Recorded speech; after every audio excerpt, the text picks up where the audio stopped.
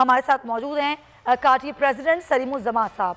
सलीमुज़्ज़मा साहब, बहुत शुक्रिया आपका। हम तो हमेशा ये देखते आए कि सूबे एक दूसरे से जो है वो लड़ते रहे कि हमें पानी कम दिया जा रहा है, पानी यहाँ पहुँचता नहीं है, बहुत देरीना मसला है। लेकिन अब जब इंडस्ट्रियलिस्ट इससे मुतासर हो रहा है और अपनी इंडस्ट्री बंद कर रहा है तो ये तो बहुत ही तशवीशनाक सूरत हाल है। कितना ये मसला ऊपर आ गया है और कितना पानी सालाना एक इंडस्ट्रियलिस्ट को ख़रीदना पड़ता है, आप क्या बताएंगे इस सूरत हाल पर? जी, थैंक यू सुमैया। देखिए, इंडस्ट्री की एक बेसिक डिमांड है पानी। पानी अगर हम बात करें टेक्सटाइल इंडस्ट्री की या लेदर इंडस्ट्री की, ये वाटर इंटेंसिव इंडस्ट्रीज़ हैं और पानी इनकी रिक्वायरमेंट होती है, इनकी एक प्रोडक्ट बनाने के लिए रिक्वायरमेंट होती है।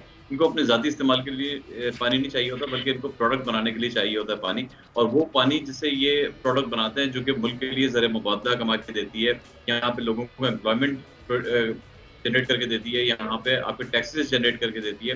तो उस तरीके से जब उसको प्रोडक्ट बनाने के लिए अपने पानी की रिक्वायरमेंट होती है, तो यकीनन वो सप्लाई करना हुकूमत की ज़िम्मेदारी है। पानी एक ऐसी चीज़ है जिसका हल निकालना इंडस्ट्री के अपने बस की बात नहीं होती। इंडस्ट्री उसके लिए ऑलरेडी पे कर रही है और विलिंग है कि गवर्नमेंट को वो पे कर रहे हैं।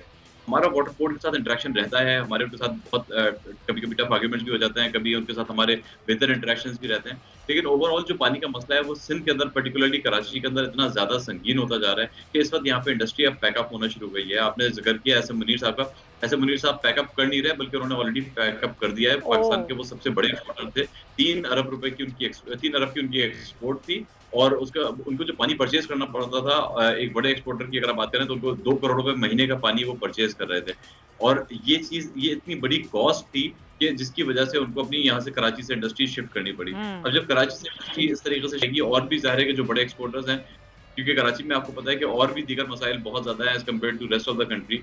जब वो पानी उसके अंदर एक बहुत मेजर रोल प्ले कर रहा है इस वक़्त, कि पानी की अदम फ़राहमी की वजह से इंडस्ट्री कराची से पैकअप हो रही है और ये मुख्तलिफ प्रोविंसेस में जा रही है। तो हम तो ये अपील करते हैं कि जो K4 के मंसूबे और जो दीगर मंसूबे हैं, उसको फौरी तौर पे किसी न किसी तरीके से उसको एग्ज़ीक्यूट किया जाए, अच्छा, ताकि ये पानी का मज़े मसला। की बात ये है कि K4 की आपने बात की तो उसका तो बार-बार प्लान ही चेंज होता रहता है कि इस प्लान पर नहीं हो सकता, अब दूसरा जो है वो प्लान लाया जाएगा। K4 के मंसूबा इसीलिए तात्तुल का शिकार है। अच्छा, ये रातों-रात तो नहीं हुआ होगा ना सलीमुज़्ज़मा साहब, के पानी का मसला रातों-रात हो गया? कराची एक बहुत बड़ा मुआशी हब है, 70% रेवेन्यू पूरे मुल्क को जनरेट करके देता है, लेकिन एक पानी की वजह से, जो कि ज़ाहिर एक बड़ी डिमांड है, उसकी वजह से अगर इंडस्ट्री ही बंद हो जाएगी तो ये तो बहुत ही अजीब सूरत हाल है। ये कब से हुआ मसला? ज़्यादा ख़राब कब हुआ ये मसला? देखिए, पानी का मसला तो बहुत अरसे से चल रहा है और ये बहुत वक़्त के साथ-साथ ये मसला संगीन होता गया।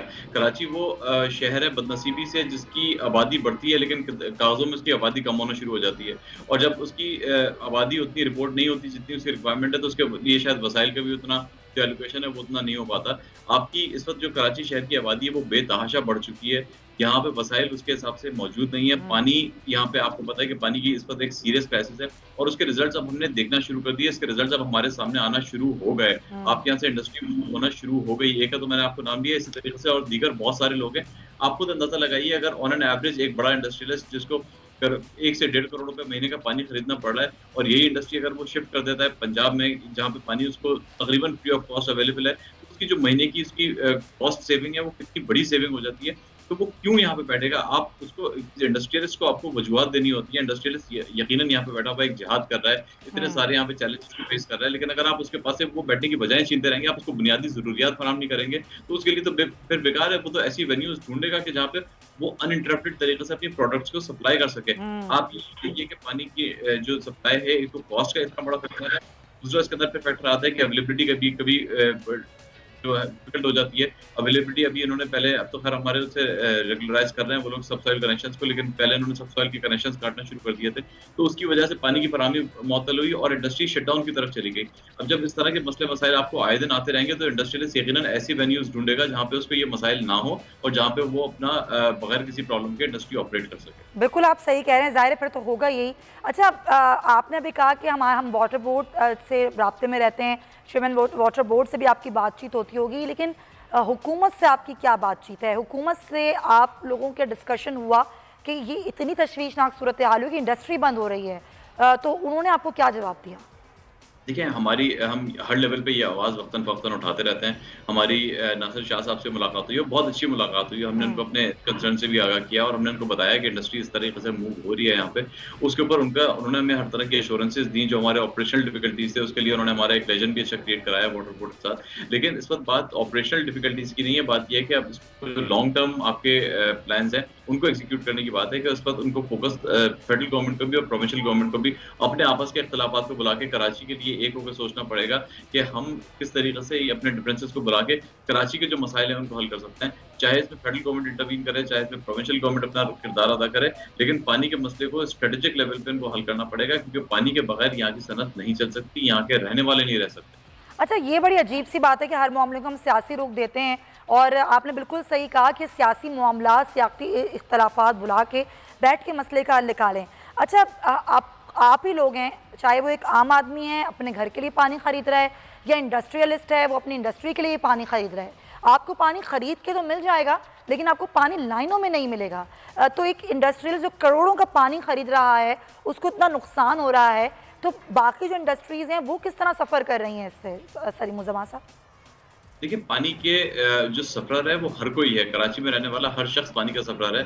हमें जो पानी अपने घरों के लिए भी मिल रहा है, वो डायरेक्ट पानी खरीद के हमें लेना पड़ रहा है। लाइनों के अंदर घर के अंदर भी पानी नहीं आ रहा, टैंकर्स हमें डलवाने पड़ रहे हैं। तो पानी एक जो बुनियादी ज़रूरत है, पानी तो आपको दुनिया भर के अंदर तो आपको अंडरग्राउंड टैंक की ज़रूरत नहीं होती, लाइनों का इतना प्रेशर जो अच्छे तरक्की याफ़्ता ममालिक है, और लाइनों में इतना अच्छा प्रेशर होता है और ड्रिंकिंग क्वालिटी का वाटर उनकी डायरेक्ट ओवरहेड टैंक्स के अंदर जा रहा होता है, उनके डायरेक्ट नलों के अंदर सप्लाई आ रही होती है और ऐसा लगता है कि प्रेशर पंप काम कर रहा है, जिस प्रेशर से उनके यहाँ पानी आ रहा होता है। और पानी की क्वालिटी भी ऐसी है कि आप उसको डायरेक्टली टैप खोलें और पानी आप ड्रिंक कर लें। तो हुँ, यहाँ पे कराची जो इंडस्ट्रियलिस्ट है वो भी सफ़र कर रहे हैं। हम जब घर जाते हैं तो ज़ाहिर है कि एज़ रेज़िडेंशियल कंज़्यूमर्स हम अपने घरों में भी सफ़र करते हैं। आप सब और हम सब के घर के अंदर मिनरल वाटर हम इस्तेमाल करने पे मजबूर हैं हुँ, क्योंकि हम हुँ। साफ पानी जो होता है उसकी सप्लाई नहीं आ रही होती। तो ये पानी का मसला तो यकीनन वक़्त के साथ-साथ बहुत ज़्यादा संगीन होता गया है। हमने अपने बचपन में देखा था कि पानी घरों के अंदर भी लाइनों के थ्रू आ रहा हुआ करता था। जी। लेकिन अब तो टैंकर्स के अलावा और कोई सूरत-ए-हाल नज़र ही नहीं आती। जी, बिल्कुल आप सही कह रहे हैं। अब ये माज़ी का किस्सा बन चुका है कि पानी लाइनों में भी कभी आया करता था, इतना साफ़ पानी होता था कि पहले लोग वो पानी जो टैप वाटर था वो पी लिया करते थे, लेकिन अब हम मजबूर हैं। अच्छा, क्योंकि ज़ाहिर है आपने भी कहा इतनी फैक्ट्रियाँ बंद होंगी तो ज़ाहिर है बेरोज़गारी बढ़ेगी। एक फैक्ट्री बंद होती है या 2 फैक्ट्री बंद हों या फिर 15-20 फैक्ट्रियाँ बंद हों, कितने बड़ी तादाद में लोग बेरोज़गार होंगे सलीम साहब? देखिए, ये तो लिमिटलेस चीज़ है और ये डिपेंड करता है कि इंडस्ट्री किस साइज़ की है। जिस तरह से आपने ज़िक्र किया कि जो ऐसे मुनीर साहब की जो इंडस्ट्री हुँ, बंद हुई, तो उसके अंदर तो तकरीबन 10 से 15,000 वर्कर्स होंगे उनके पास। इस तरीके से ज़ाहिर है कि छोटी इंडस्ट्रीज़ भी होंगी, ऐसी इंडस्ट्रीज़ भी होंगी जहाँ पे 100 वर्कर भी होंगे। लेकिन मैं तो कहता हूँ कि अगर एक भी बंदे की नौकरी चली गई और एक खानदान का चूल्हा बुझ गया, तो उसका ज़िम्मेदार कौन होगा? यहाँ हुँ। पे तो हम बात कर रहे हैं मिलियंस ऑफ वर्कर्स की। कोरंगी इंडस्ट्रियल एरिया में तकरीबन कोई 15 लाख लोग यहाँ पे एम्प्लॉयड हैं इस पूरे इंडस्ट्रियल एरिया के अंदर। इसी तरीके से और बाकी हमारे इंडस्ट्रियल एरियाज़ हैं, साइट है, नॉर्थ कराची है, पिल्डबी एरिया, लांडी है। हज़ारों नहीं बल्कि लाखों यहाँ पे लोग मुलाज़मत कर रहे हैं और यहाँ पे जो इंडस्ट्रीज़ हैं, जो टेक्सटाइल इंडस्ट्री और लेदर इंडस्ट्री, ये ज़्यादा लोगों को एम्प्लॉय करती है क्योंकि इनके पास ये लेबर इंटेंसिव भी होती है, वाटर इंटेंसिव भी होती है। तो इनके अगर खुदा न ख़ास्ता ये इस तरह से शिफ्ट होने की तरफ जाते हैं, बहुत बड़ा क्राइसिस आएगा। बिल्कुल आप सही कह रहे हैं, ये बहुत बड़ा जो है वो एक बहरान हो जाएगा, बहरानी कैफ़ियत होगी जब इतनी बड़ी तादाद में लोग बेरोज़गार होंगे। अच्छा, आपको क्या लगता है कि यहाँ असल मसला है क्या? यहाँ गवर्नेंस का मसला है, आपस के इख्तिलाफ़ात मसला हैं कि यहाँ पर पानी का मसला हो, बिजली का मसला हो, दीगर मंसूबों के मसाइल हों, मसाइल ख़त्म नहीं होते बल्कि बढ़ते जाते हैं और हल नहीं तलाश किया जाता उनका। असल जड़ क्या लगती है आपको, मसाइल की जड़ कौन है? देखिए, मेरे हिसाब से कराची के 2 बुनियादी मसाइल हैं। पहला ये कि एक गवर्नेंस इश्यू है, जो यहाँ पे गवर्नेंस है वो प्रॉपर नहीं है और उससे बड़ा जो मसला है वो आपका ओनरशिप का इश्यू है कि कराची की किसी ने शायद ओनरशिप नहीं ली। अगर हुँ। आप ओनरशिप ले लें तो शायद गवर्नेंस का मसला भी ऑटोमैटिकली हल हो जाए क्योंकि ये कोई ऐसे मसाइल नहीं है, कोई ऐसी अनहोनी चीज़ें नहीं है जो कि दुनिया में और कहीं नहीं हो रही। सब्सक्राइब करें और बेल दबाएं ताकि कोई खबर रह न जाए।